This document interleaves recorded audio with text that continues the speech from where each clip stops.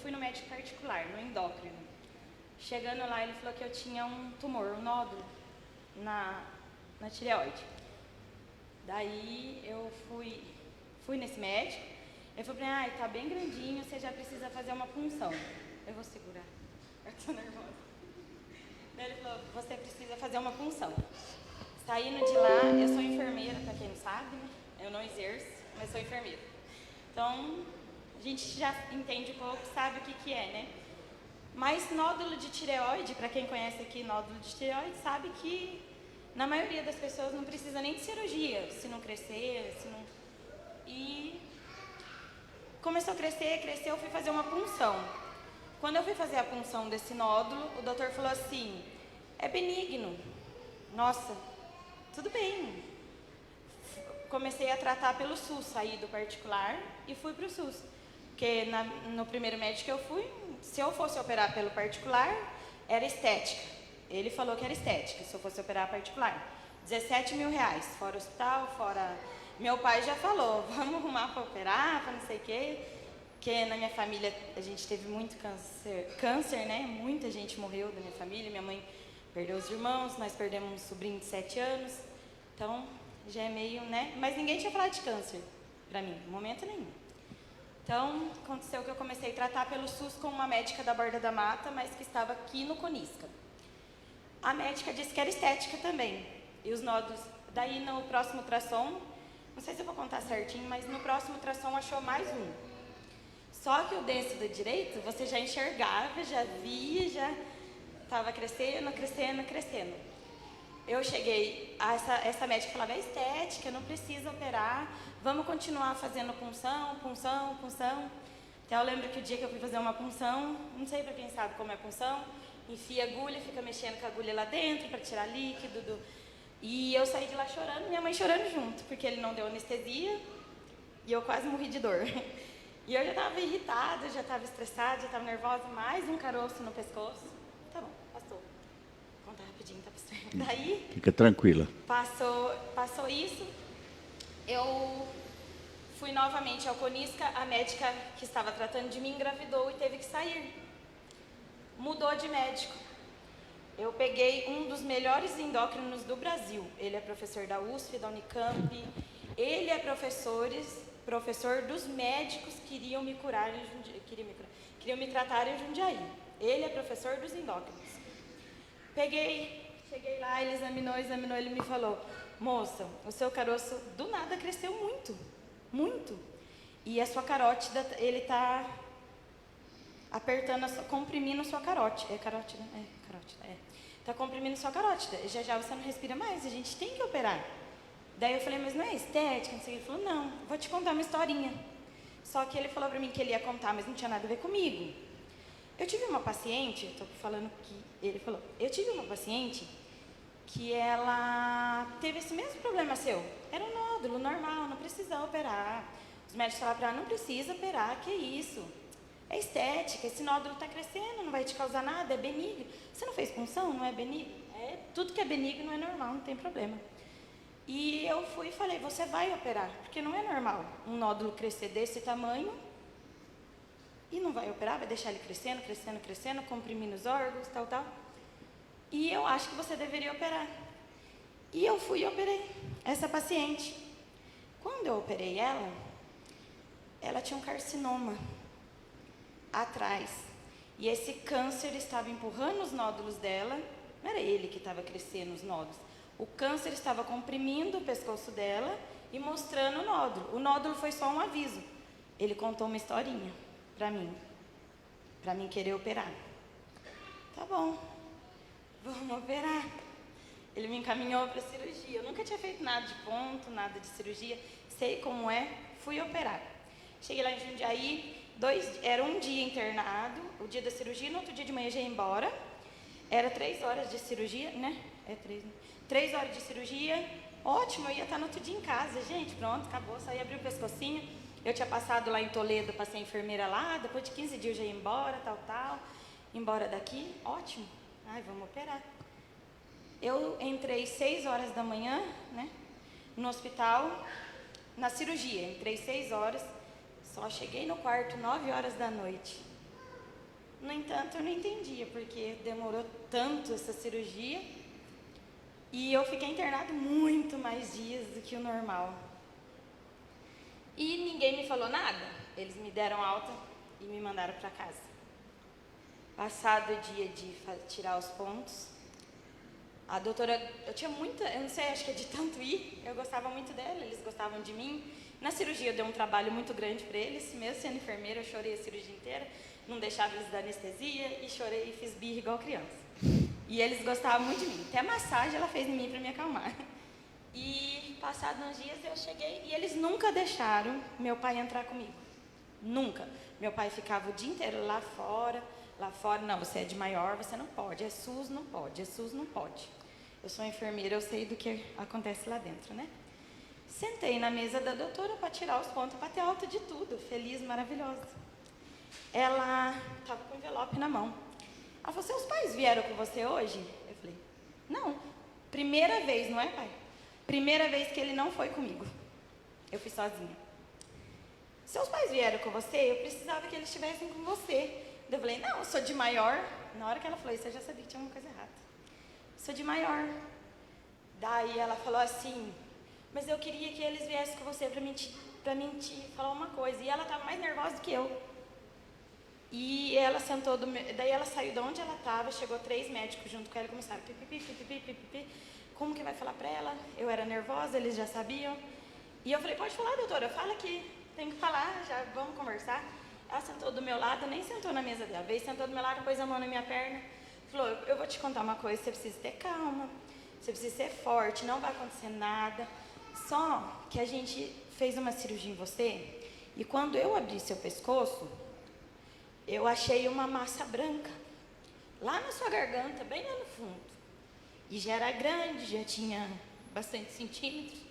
E é um carcinoma nodular invasivo maligno.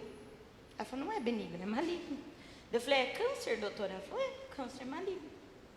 Eu falei para ela, a primeira coisa que eu perguntei para ela, eu vou ter que raspar o cabelo? E eu chorei por causa do cabelo. Eu não chorei por causa de morrer. Foi por causa do cabelo, não estou mentindo, estou falando. Chorei, mas eu estava nervosa. Minha mãe e meu pai não estavam, eu não sabia o que fazer. Passei mal, tive que tomar remédio para acalmar, para depois ir embora. Não contei para minha mãe e para meu pai enquanto eu não chegasse em casa. Daí contei. A gente passou um tempo assim. A minha mãe chorou, porque já passou muito por isso. Eu fui a mais calma possível e tal, passou. Quando foi em novembro, agora não vou contar mais, eu vou falar rapidinho para acabar. Quando foi em novembro, quando foi em novembro agora, eu cheguei lá, ela falou, tudo que eu tinha que limpar, eu limpei sua garganta, tirei, o que tinha que tirar, eu tirei, o máximo que eu podia de tirar de câncer, eu tirei ali. Quando foi em novembro, eu fiz aquela cintilografia do corpo inteiro, e a cintilografia estava cheia de pintinho de volta, tudo, no pescoço inteiro, e eu estava com metástase no pescoço, né? E meu câncer é um câncer de recidiva, acho que todos sabem onde que é. Ele tira de um lugar, ele aparece em outro, né? Aí eu falei, pronto, né? Vamos atrás de tratamento. O pastor acompanhou tudo, sabe? Sim. Tudo. Sim. E eu ia fazer primeiro a iodoterapia, depois, se não desse certo, por estar espalhando, né? Daí que ia fazer químio, rádio, mas era iodoterapia. Só que tem gente que fala, iodoterapia tem muito problema, tem. A iodoterapia, ela faz muito mal para o corpo da gente, muito. Seca a lágrima, seca a saliva, e ela pode ocasionar muito mais problema do que vocês imaginam. E eu tive que tomar iodo pela boca várias vezes, estou com um problema no esôfago por isso. E eu não queria fazer esse tratamento, mas tá bom, fomos encaminhar por Águas de Lindóia. Nada dava certo. Eu trabalhei, não de graça, não falando que o SUS tem que fazer alguma coisa, mas o pessoal da saúde é muito grato. Eu trabalhei para eles no Covid sem cobrar nada de enfermeira. E eles fizeram de tudo para ajudar. Meu pai ia lá todos os dias na saúde, conversar com a Mari. Quem trabalha no hospital, o Nene sabe, conversar com a Mari, eles encaixam, põem. Nada, não conseguia. Consegui com o Toninho Nogueira.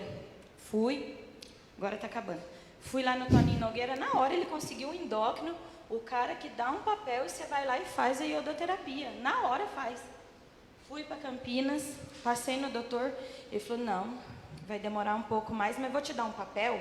Se você pegar esse papel e ir lá, eles vão marcar na hora para você. Aí fui lá toda feliz. Marquei lá, cheguei lá, a moça falou para mim, moça, você é de fora, né? Falei, sou. Daí ela falou assim, se você tivesse um cartão do SUS de Campinas, você estava aqui dentro. Amanhã eu fazia iodoterapia em você, você já começava amanhã. Porque não tem ninguém na fila. Eu falei, mas se não tem ninguém na fila, por que eu não posso fazer então? Não, tem que ser do município de Campinas. Tá, como a gente é nervoso, quer fazer o tratamento, eu peguei o endereço de Campinas, mudei tudo para Campinas, meu cartão do SUS, documento, tudo para Campinas. No dia seguinte ela falou que ia pôr eu, não falou? Não deu certo, de novo. Ninguém quis eu lá. Não dá certo, não chamava mesmo. Novembro. Quando foi em março agora, ficou enrolando. Março eu tinha que começar o tratamento já. Não dava mais para esperar. Em março eu tinha que ter o tratamento. O doutor falou, agora nós vamos fazer mais uma cintilografia para já levar lá e vou pôr com urgência. Você vai começar, porque se isso aí espalhar, e tinha um dia que tinha dado uma mancha aqui, né, em mim. Daí eu fui fazer cintilografia, novamente. Quando eu cheguei no doutor, eu estava com a mãe, ele falou, pode chorar, mãe. Essa cintilografia não tem nada, está zerada. Só que para comprovar, estava zerada, eu estou até agora esperando, ninguém chama também de SUS. Só que assim, depois que eu operei, nunca mais eu fiz a ultrassom. E a gente estava esperando. Daí agora, terça-feira, eu fui fazer a ultrassom, né? Daí já fui com as pernas bamba, esperando que já tinha aumentado, que já tinha... Esse é o milagre. Quando eu cheguei terça-feira no doutor, ele colocou o aparelho e ficava apitando o ultrassom dele, fazendo uns barulhos estranhos, eu já fiquei nervosa. E ele mexia. Daí eu falei, e é pelo SUS, né? Daí eu falei, doutor, eu sei que é pelo SUS, mas o senhor pode me falar o que deu? Ele falou, olha, a única coisa grave que tem aqui é que eu não achei sua tireoide. E começou a rir, não tinha mais nada. Então eu não precisei de tratamento, não precisei de nada, e o meu pescoço está limpinho, não tem mais câncer, não tem mais nada. O que tinha sumiu. Amém. Edileia e Arcângelo, vem aqui. Eu acompanhei cada um desses detalhes, estava me dando já aflição dela falar, porque a gente acompanhou esses detalhes, conversava muito com a Edileia, com o Arcângelo, o conselho orava e a gente sabia, mas acompanhou a notícia do milagre, né? O que eu quero confirmar isso, Deus faz. Talvez nós tenhamos gente em casa assistindo, com pessoas com problemas semelhantes. Deus pode fazer, e pode fazer muito mais do que nós pedimos ou pensamos. Louvado seja o Senhor. Vamos orar. Pai, eu te agradeço por mais um ano de vida da Sueli. E um ano de vitória, Pai. Eu sei o que eles passaram nesses últimos 4 anos. A expectativa, a preocupação, a angústia, não só dela, de seus pais, de seus familiares. Mas até aqui o Senhor tem ajudado. Louvado seja o teu nome. Eu te agradeço por tudo, porque vemos o agir do Senhor. E também colocamos as pessoas que estão participando neste momento, estão acompanhando esse testemunho. Que não se aflijam, que confiem no Senhor. O Senhor pode fazer. Louvado seja o teu nome. Eu te agradeço por essa família, pela conquista no Senhor, tão somente no Senhor. Em nome de Jesus. Amém. Deus te abençoe, viu? Deus abençoe, Deus abençoe.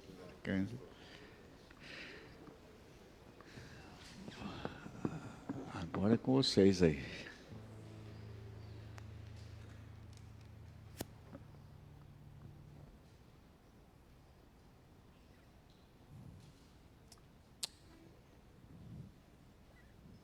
Convidar os irmãos para se colocarem em pé. E a gente vai estar adorando com mais 3 louvores.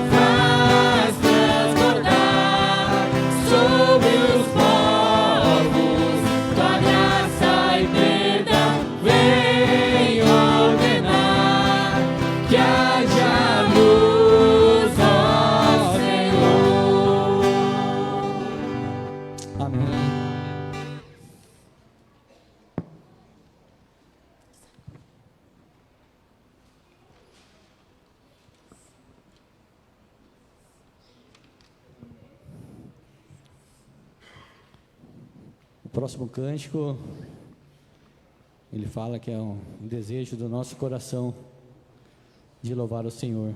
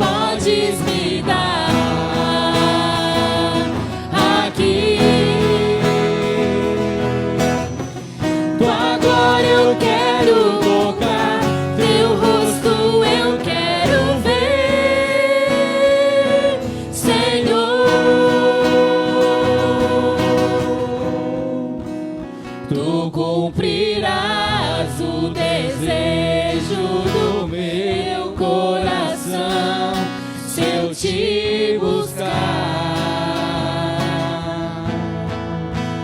É impossível alguém estar perto de ti e tuas bênçãos não ver. Tu cumprirás o desejo do meu coração, se eu te buscar. É impossível alguém estar perto de ti e tuas bênçãos não ter.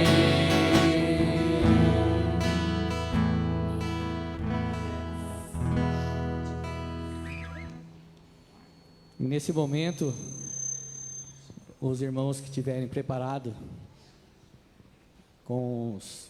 para vir na frente e trazer suas ofertas, enquanto a gente canta esse último cântico, os irmãos podem estar participando nesse momento.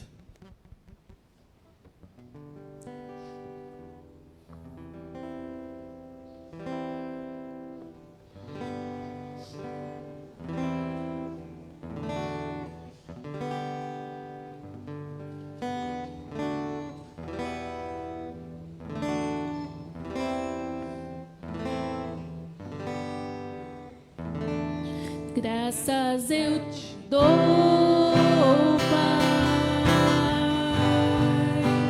pelo preço que pagou,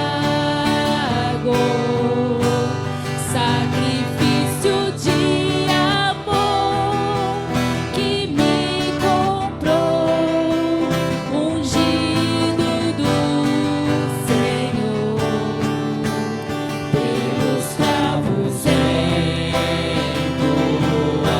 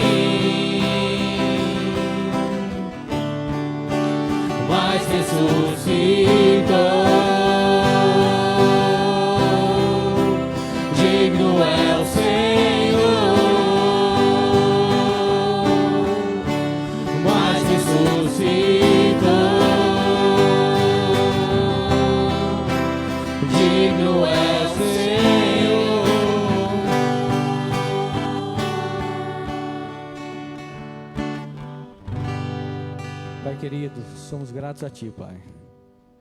Onde uma só voz, Pai, podemos estar entoando louvores a Ti, Pai. Receba, Pai, essas ofertas, Senhor, e receba esses louvores, Pai, que entoamos a Ti, Pai. Somente para engrandecer o Teu nome, Senhor. Em nome do Seu Filho amado Jesus, Pai. Eu oro e agradeço a Ti, Pai. Amém, Senhor. Amém. Meus irmãos, podem se sentar.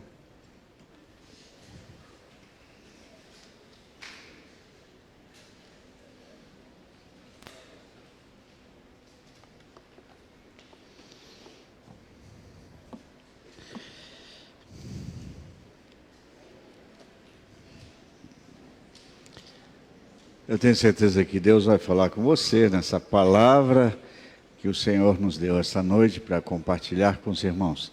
A última série que eu estive ministrando a igreja foi Encontros com Deus, terminou semana passada. Então nós estamos aqui já pregando um outro tipo de mensagem e que não está em série alguma, mas ela se aplica ao período da história da igreja que nós estamos vivendo. Eu diria que é a história da Reforma. O mês de outubro é marcado pela celebração do mês da Reforma protestante do século XVI, da qual nós somos herdeiros, né? E por isso a nossa reflexão de hoje tem muito a ver com isso, tá? Abra sua Bíblia no livro de Romanos, capítulo 8, versículo 31 até o 39. Romanos 8, de 31 a 39. E o tema da palavra de hoje é reflexões de uma caminhada cristã. Eu vou repetir, reflexões de uma caminhada cristã, Romanos 8, 31 a 39. Se você está com a Bíblia, pode abrir. Se você está com o aplicativo, pode encontrar ali o texto da Escritura Sagrada, mas mantenha o texto ao alcance. Que diremos, pois, à vista destas coisas? Se Deus é por nós, quem será contra nós? Aquele que não poupou o seu próprio filho, antes por todos nós o entregou, porventura não nos dará graciosamente com ele todas as coisas? Quem intentará acusação contra os eleitos de Deus? É Deus quem os justifica. Quem os condenará? É Cristo Jesus quem morreu, ou antes quem ressuscitou, o qual está à direita de Deus e também intercede por nós. Quem nos separará do amor de Deus? Do amor de Cristo? Será tribulação, ou angústia, ou perseguição, ou fome, ou nudez, ou perigo, ou espada? Como está escrito, por amor de ti somos entregues à morte o dia todo.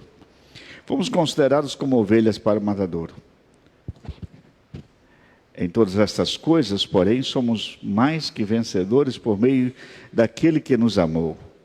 Porque estou bem certo de que nem morte, nem a vida, nem anjos, nem os principados, nem as coisas do presente e nem as do porvir, nem os poderes, nem a altura, nem profundidade, nem qualquer outra criatura poderá separar-nos do amor de Deus que está em Cristo Jesus, nosso Senhor.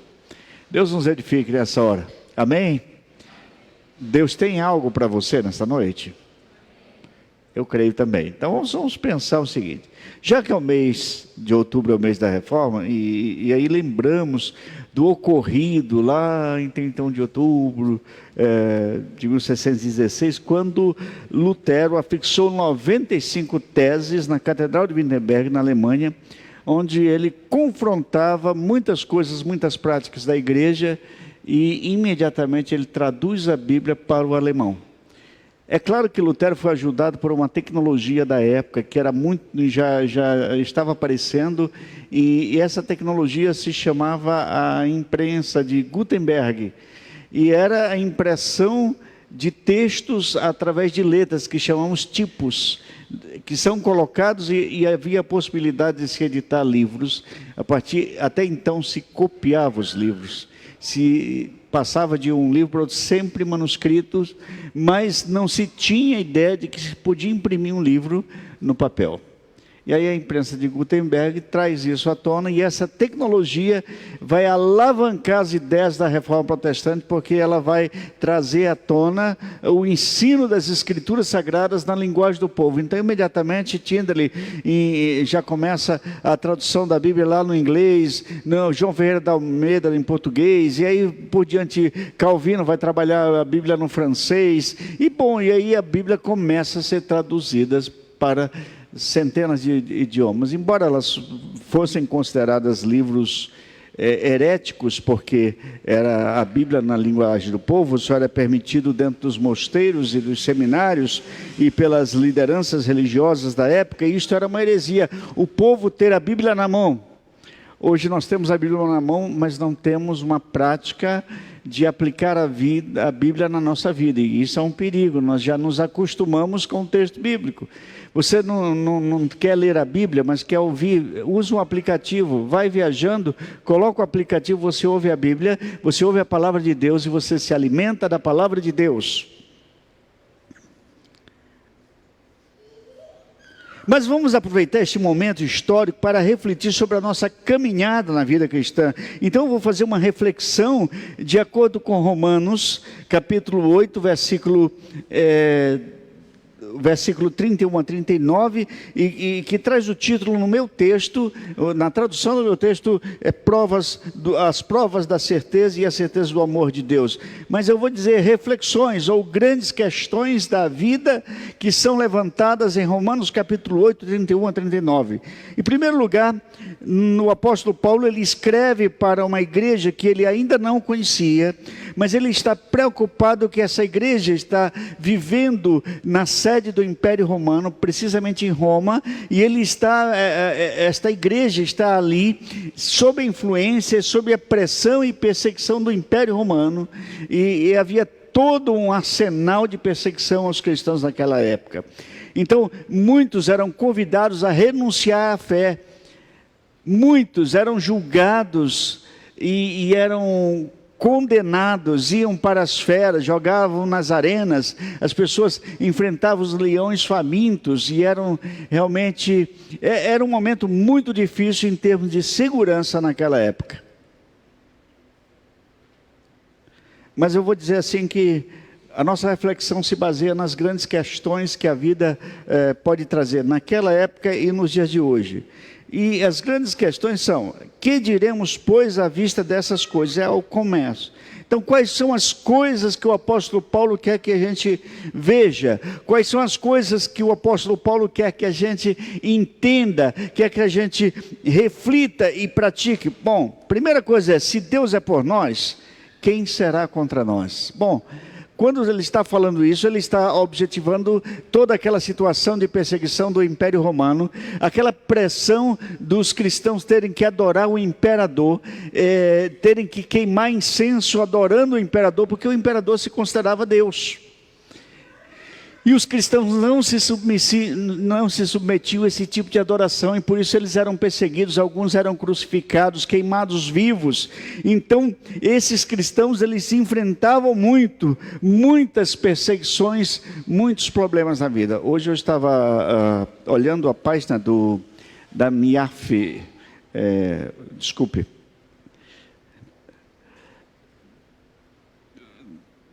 da missão que cuida de cristãos perseguidos em todo o mundo. Existe uma lista de países onde a perseguição é terrível. Por exemplo, na Coreia do Norte, os cristãos hoje são obrigados a trabalhos forçados. São presos, não julgados, são colocados em campos de trabalho forçado. Alguns morrem de exaustão de tanto que tem que trabalhar, como um condenado. Na Nigéria, vocês têm ideia de que os cristãos, quando estão celebrando em suas igrejas, em algum ambiente público, chegam os perseguidores e de uma outra religião, que aqui eu não vou dizer o nome, porque nós estamos online, e queimam, atacam, matam, levam as meninas para serem escravas sexuais, e queimam as pessoas, e se divertem com as pessoas, pegando fogo e saindo correndo, desesperadas, matando cristãos. Uma região da Índia, recentemente, isso é questão de 15 dias atrás, houve uma ordem do governo da região para atacar as igrejas, e as autoridades mandaram máquinas para derrubar as igrejas com as pessoas dentro. Muitas pessoas morreram ali na Índia. Pastor, por que o senhor está dizendo isto? Porque o texto diz: se Deus é por nós, quem será contra nós? E aí eu fico pensando, Deus pode evitar a perseguição? Deus pode.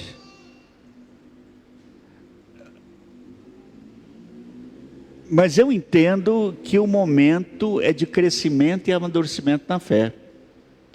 Ninguém recua, ninguém deixa de ser cristão porque está sendo perseguido. No nosso país não existe perseguição física, existe perseguição ideológica. Alguns conceitos bíblicos que nós pregamos e que nós ensinamos são considerados ultrapassados, e muitos pregadores são ameaçados por falarem ou escreverem sobre alguns conceitos bíblicos. Porque existe uma perseguição ideológica e não física no nosso país. Se Deus é por nós, quem será contra nós? Essa é a grande questão. Só que quando as pessoas olham esse texto, pensam logo em batalha espiritual e pensam que somos invulneráveis, que nada pode nos atingir. Pode nos atingir. O próprio Jesus disse: no mundo tereis aflições, mas tenha bom ânimo, eu venci o mundo. O próprio apóstolo Paulo, quando ele diz: se Deus é por nós, quem será contra nós? Ele também foi preso e foi parar em Roma preso. Mas em nenhum momento ele reclama dessa prisão, dessa perseguição. Ele está consciente que ele está ali por amor a Deus. Algum tempo atrás surgiu uma espécie de segmento evangélico que falava em macumba gospel. Já ouviram falar nisso? Gente que entendia que mesmo crente pode fazer o mal contra outros. O que é isso, gente? Olha, Deus vai pesar a mão na tua vida, tipo amaldiçoar as pessoas. Então isso aí foi chamado de macumba gospel. Bastava a pessoa não concordar com ela, que ela já dizia: oh, Deus vai pesar a mão na sua vida. E isso quer dizer o seguinte, que nós estamos usando uma prática do mundo, uma prática extremamente fora dos padrões de Deus para amaldiçoar alguém. Esquecem da premissa de 2 Coríntios capítulo 5, versículo 17, diz assim: se alguém está em Cristo é nova criatura, as coisas antigas já passaram, eis que se fez novo. Hoje de manhã eu estava dando um estudo aqui, no culto da manhã, e eu falei de pagar o mal com o bem, baseado em Romanos também, Romanos capítulo 12. Orar por quem nos persegue, é o que Jesus ensina lá no Sermão do Monte, em Mateus capítulo 5. Esta é a visão bíblica, esta é a visão de Jesus. Deus é por nós. Não adianta ficarmos citando versículos e textos isolados como se o nosso corpo fosse fechado. Isso está acontecendo muito nas comunidades, onde os traficantes vão às igrejas com seus fuzis, colocam nas costas, entram na igreja, pede para o líder orar, ungir, deixa uma oferta na igreja e sai dizendo: eu estou de corpo fechado porque Deus me abençoou. Mas não muda de vida. Isso está acontecendo muito em muitos lugares. Tem um irmão ali que é policial, ele deve ter visto muito isso por aí, pelas comunidades. O pessoal está traficando e vai lá pedir a bênção de Deus para ganhar muito dinheiro. Eu sou pastor há muito tempo e eu tenho um hábito, sempre que vou nas firmas que me convidam, vou orar, vou abençoar. E uma certa ocasião, me convidaram para orar por prosperidade numa funerária. Eu cheguei lá, mas escuta, o que você quer que eu ore e peça para Deus? Para a gente fazer mais negócio possível. Para você fazer negócio, eu tenho que orar para o povo morrer? Vamos com calma aí, não é por aí.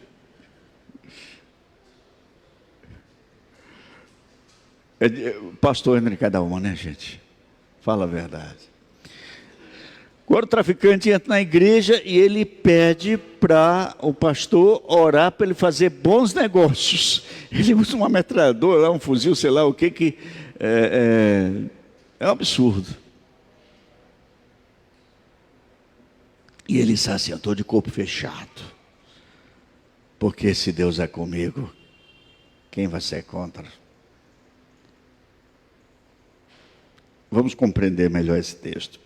Outra questão da vida e outra reflexão que faço de uma caminhada cristã é,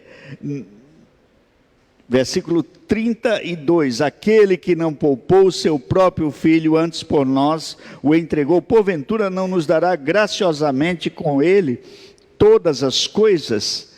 E aí eu vou dizer para você, nessa concepção você pensa logo: ele vai me dar um carro, ele vai me dar uma casa, ele vai me dar uma piscina, ele vai me dar um avião, ele vai me dar um helicóptero, Deus vai me dar coisas. Nós pensamos em coisas materiais, mas a expressão aqui se refere a algo muito mais profundo e muito mais caro do que qualquer bem material. A expressão aqui é: ele não poupou o seu próprio filho, e ele dará graciosamente. É traduzido como graciosamente, mas a palavra aqui é charis no grego, que quer dizer graciosidade, benevolência, favor, bondade que não merecemos. Essa é a dádiva ou presente que recebemos de Deus. Experimentar a graça divina é receber uma dádiva que não podemos adquirir com prata e ouro. É receber um presente de Deus. Eu gosto muito lá do texto de Efésios, que explica muito bem essa ideia da graça, quando diz assim: pela graça sois salvos mediante a fé. Isso não vem de vocês, é dom de Deus. Vamos lá. Quando a Bíblia fala sobre dons, ela usa a palavra carisma ou carismatas, de onde vem a palavra carismáticos. Mas quando a palavra fala de dom, isso é dom de Deus, ela usa a palavra doron, no grego, que quer dizer presente. E presente você recebe e você não merece. Não é o seu aniversário, não é nenhuma data especial, não é aniversário de casamento, não é dia da criança, não é dia do amigo, não é dia de Natal, não é dia nenhum, é data nenhum, e você recebe o presente. Isso é a graça de Deus. Aleluia. Ele nos dará com Jesus, e de graça, todas as coisas.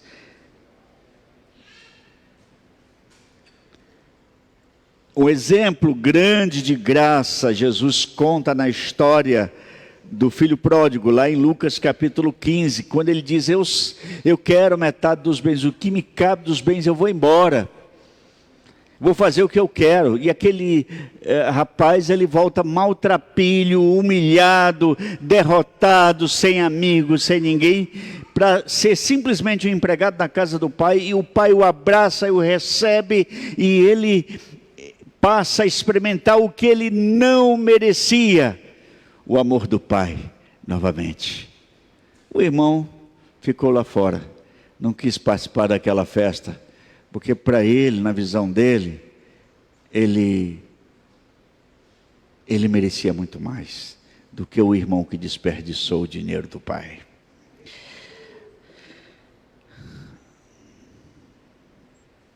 Há um escritor secular, um filósofo, André Comte, e ele, embora seja ateu declarado, ele diz o seguinte: o amor que Deus tem por nós, segundo o cristianismo, ele vai explicar o cristianismo, é, ao contrário, perfeitamente desinteressado, perfeitamente gratuito e livre. Deus nada tem a ganhar com ele, já que é infinito e perfeito. Nós é que ganhamos com o amor de Deus. É um filósofo que diz, não sou eu. Embora ateu, ele reconhece que a única verdade religiosa, o cristianismo, é uma religião completamente diferente de qualquer outra, porque fala do amor que não tem preço, que não merecemos. O livro a que se refere, Pequeno Tratado das Grandes Virtudes, de onde eu copiei essa frase. No cristianismo, o amor não é dado aos que são dignos, ao contrário, ele quer bem ao que nada vale e lhe outorga valor. Romanos 5, versículo 8 diz: mas Deus prova o seu próprio amor para conosco pelo fato de ter Cristo morrido por nós, sendo nós ainda pecadores. Sabe, um dos grandes gritos da reforma, uma das grandes afirmações da reforma foi: soli gratia, somente a graça de Deus. Nós não temos mérito algum, nós não podemos nos esforçar, e se nos esforçarmos, nós não teremos nada para receber dos nossos esforços. Mas vamos para a terceira ideia, reflexões de uma caminhada cristã. Quem fará acusação contra os escolhidos de Deus? Quem os condenará?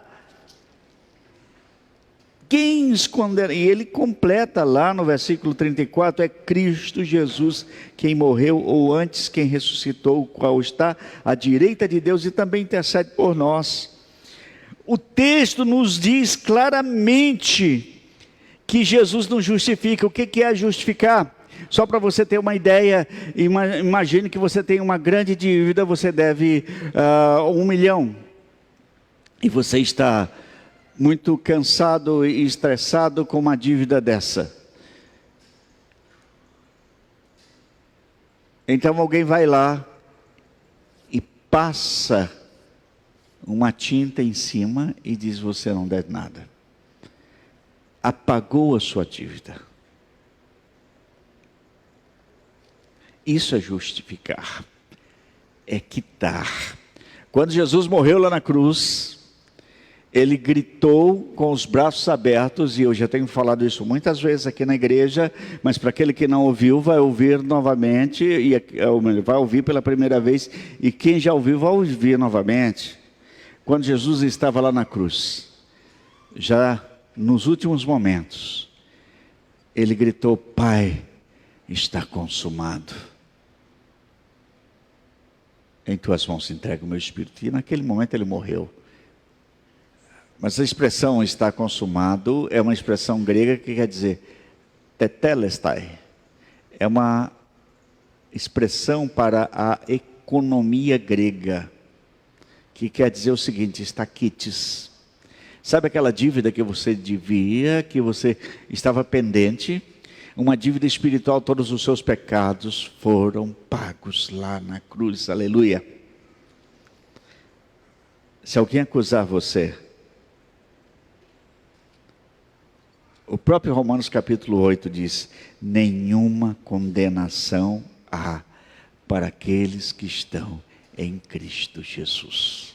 Oh, glória a Deus. Nós gostamos de condenar as pessoas. O que elas dizem, o que elas fazem, como elas se vestem, com quem elas andam, o que fazem, se vão naquele baile ou não. E cadernetinha na mão e gostamos de fulano de tal.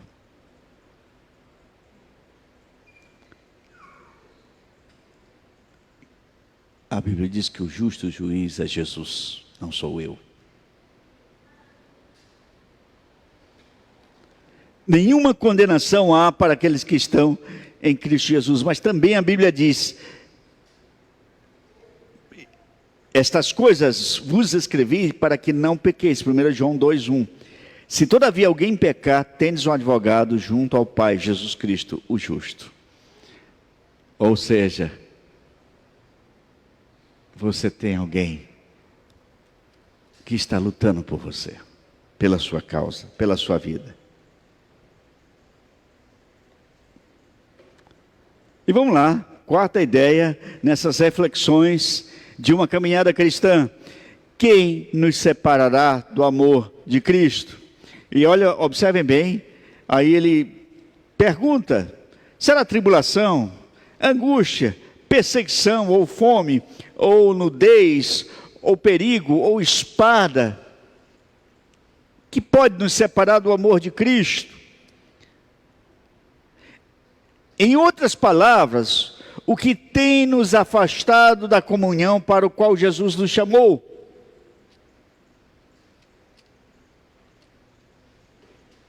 Pastor Ed René Kvitz, pastor batista, diz o seguinte: que o chamado à salvação é necessariamente um chamado à intimidade com Deus, à comunhão. Então vamos colocar na prática o que pode nos afastar do amor de Deus. Será as nossas dívidas, o nosso mau relacionamento conjugal, as frustrações da vida, a rotina, a mesmice, os inimigos ou os amigos, a falta de prosperidade ou o contrário, a muita prosperidade, a ausência da bênção ou as muitas bênçãos, como no caso do filho pródigo. Queridos, agora há pouco a Sueli veio aqui na frente e contou o que aconteceu na vida dela. E para a gente é uma grande bênção. Eu louvo a Deus por isso. E eu já vi muitos casos como este. Mas também eu já vi casos que Deus levou a pessoa, que nos deixou saudade de uma maneira intensa. É soberania de Deus, é projeto de Deus. Mas com ou sem bênçãos, tem um hino muito bonito que fala, né? Se Deus fizer, Ele é Deus. E se não fizer, Ele é Deus também. Eu lembro a primeira vez que eu vi esse hino aqui na igreja, foi o Lucas que cantou. Acho que ele tinha uns 6, 7 anos. 5 anos. Faz tempo, hein? Ele cantou aqui. Eu achei tão lindo. Com ou sem bênção, Deus é Deus. Eu dei um livro chamado Os 100 Acontecimentos Mais Importantes da História do Cristianismo. E dentre esses, os historiadores contam a história de John Knox. Hoje de manhã eu falei sobre ele também. E citei alguns casos de John Knox. Um jovem sacerdote escocês, ele descobriu os ensinos da Reforma, no século XVI. E ele foi estudar a Bíblia intensamente. E aí ele acabou preso por isto. Diz a sua história que ele ficou 19 anos na prisão para não estudar a Bíblia, para impedir que ele estudasse a Bíblia e se tornasse mais um reformador. John Knox ficou na prisão 19 anos. Um sacerdote, só porque estava estudando a Bíblia. no século XVI, lá na Escócia. Mas ele aprendeu uma outra arma espiritual. Ele aprendeu a orar e jejuar na prisão. Depois de 19 anos ele foi solto. O que ele fez? Ele foi para Genebra, achou Calvino e ficou 3 anos estudando com Calvino. Voltou para a Escócia, começou a ensinar abertamente a palavra de Deus, distribuiu Bíblias para toda a Escócia. A Inglaterra tentou invadir a Escócia. E John Knox colocou o povo escocês para orar. Em plena primavera caiu uma nevasca, uma tempestade de neve, e se tornou um muro. Muitos soldados britânicos morreram, soterrados pela neve. A rainha Anne da Inglaterra dizia: eu não tenho medo de nenhum soldado da Escócia. Mas quando esse John Knox ajoelha para orar, eu tremo. Aleluia. Ninguém o separou da sua visão bíblica e do amor de Deus. E eu quero concluir dizendo, a partir do versículo 39, o que o apóstolo Paulo diz depois de refletir sobre esta caminhada cristã. Ele diz o seguinte: como está escrito, por amor de ti, somos entregues à morte todo dia e fomos considerados como ovelhas para o matadouro.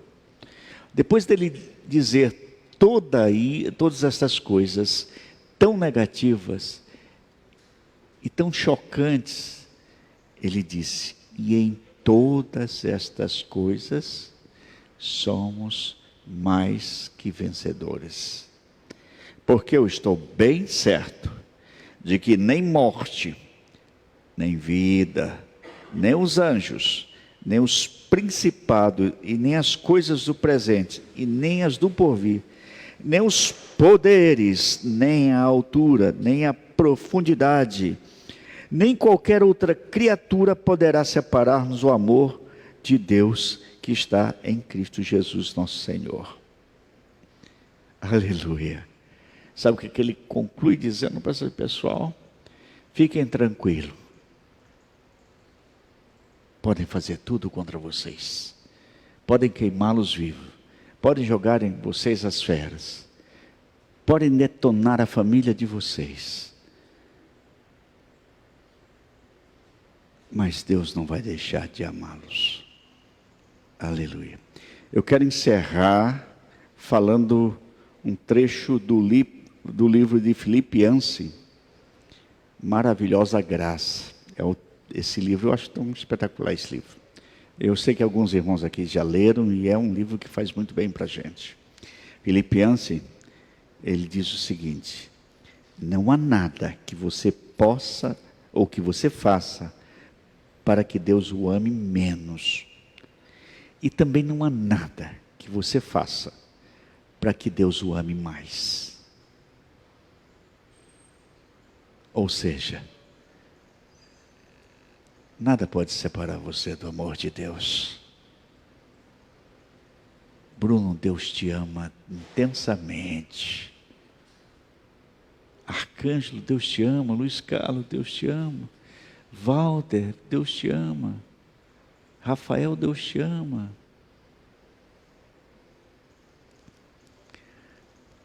Juarez, Deus te ama. Jéssica, Pedro, Deus te ama.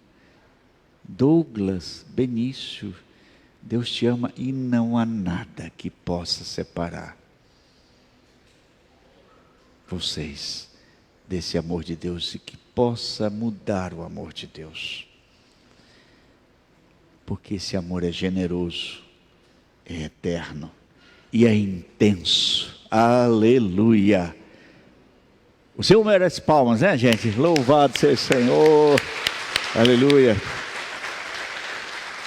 Vamos cantar com o povo de Deus para a gente ter esse momento. E lembrar que depois nós temos a nossa cantina aí, viu, gente?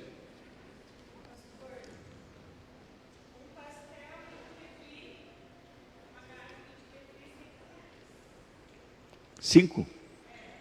Nós, só aqui está acontecendo isso, viu, gente?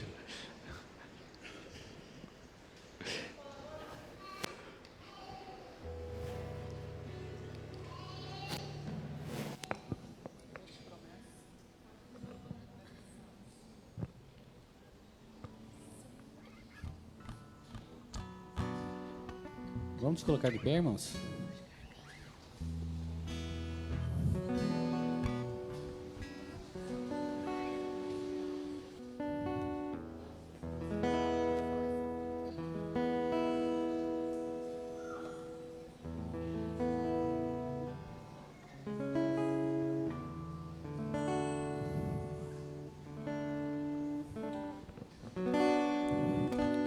Sei que os teus olhos sempre atentos permanecem em mim,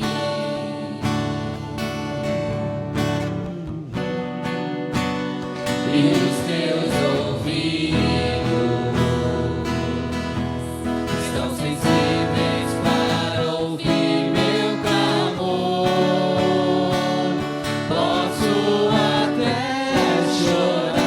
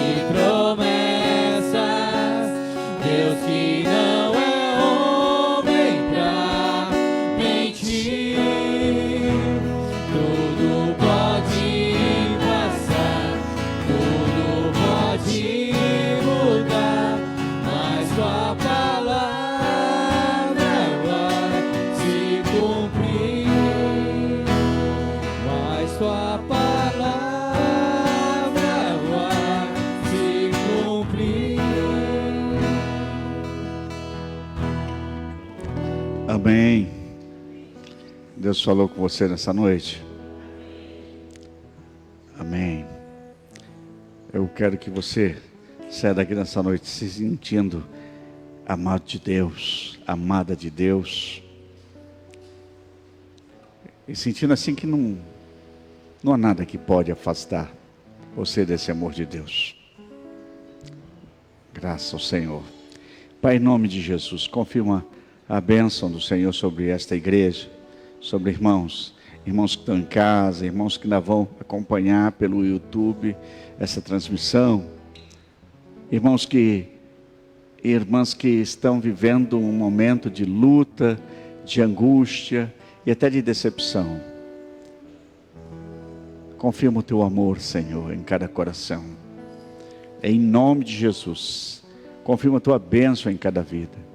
Oramos pelos enfermos. Eu te agradeço pela contribuição da Suelen, de ter a coragem de compartilhar algo tão pessoal. Mas também eu oro pelo Chibuta, Senhor. Eu oro pela Dona Helena. Eu oro pela Andressa, Pai, que estão vivendo as lutas de um tratamento já há algum tempo. Tu és o Deus da promessa, o Deus de milagre, Pai. Em nome de Jesus, confirma a bênção sobre essas pessoas. Agora eu oro, Senhor Deus, pela paz no mundo. Senhor Deus, nós temos visto tantas atrocidades nas guerras, de todos os lados. Nenhuma guerra, por mais simples que seja, é guerra humanitária. Toda guerra destrói famílias, dizima famílias, deixa lastros de dor e sofrimento. Paz sobre as nações, Senhor Deus. Em nome de Jesus, só uma intervenção miraculosa do Senhor.